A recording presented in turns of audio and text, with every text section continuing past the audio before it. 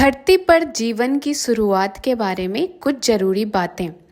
पृथ्वी पर जीवन की शुरुआत के लिए जरूरी तत्वों में हाइड्रोजन, ऑक्सीजन, कार्बन और नाइट्रोजन शामिल है।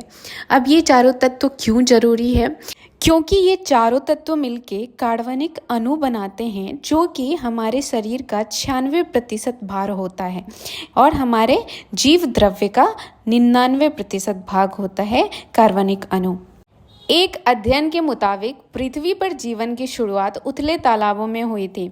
ऐसा वो लोग क्यों मानते हैं? क्योंकि उथले तालाबों में नाइट्रोजन की उच्च सांद्रता होती है और वो आसानी से दूसरे तत्वों के साथ अभिक्रिया करके नए यौगिक बनाते हैं। तालाब में ये नाइट्रोजन नाइट्रोजनस ऑक्साइड के रूप में होते हैं, जो कि किसी भी तत्व या यौगिक से आसानी से अभिक्रिया कर एक सजीव का निर्माण करते हैं।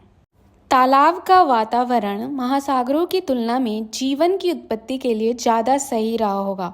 तो इसका एक कारण तो मैंने पीछे ही आप लोगों को बता दिया है। दूसरा ये भी कारण है कि किसी भी सजीव का जो कोशिका होती है, उसकी मेम्ब्रेन होती है, उसकी एक झिल्ली होती है, कोशिका झिल्ली, वो वसा अम्ल से बनी होती है।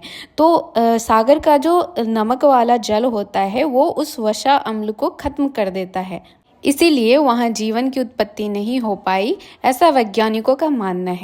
उथले जल निकायों में नाइट्रोजन की सांद्रता ज़्यादा रही होगी, जो जीवन की उत्पत्ति के लिए अहम तत्व है।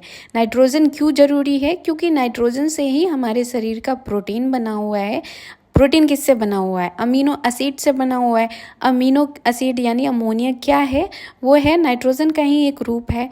तो नाइट्रोजन हमारे शरीर के लिए बहुत ही जरूरी है। साथ ही नाइट्रोजनस बेसेस, जिससे कि हमारा डीएनए बना हुआ है, और भी बहुत सारी चीज़ें।